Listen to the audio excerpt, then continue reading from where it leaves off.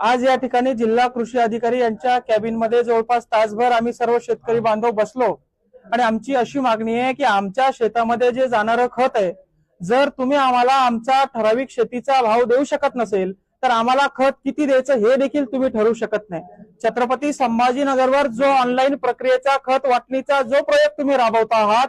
तो प्रयोग म्हणून तुम्ही राबवत आहात, तो सक्सेस झाला तर पूर्ण देशामध्ये तुम्ही तो राबवणार आहात, पण तो जर फेल झाला तर याची जबाबदारी कोण घेणार आहे? आज 2-2 एकर शेती असणाऱ्या मिश्र खत शेतकऱ्याला तुम्ही फक्त 2-2 बॅगा देतात।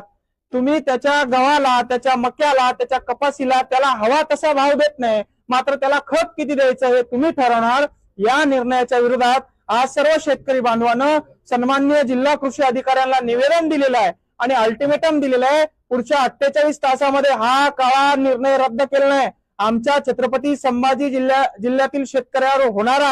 हा प्रयोग बंद केला नाही तर 2 दिवसानंतर विभागीय आयुक्त कार्यालयासमोर तीव्र स्वरूपाचं आंदोलन करण्यात येईल आणि या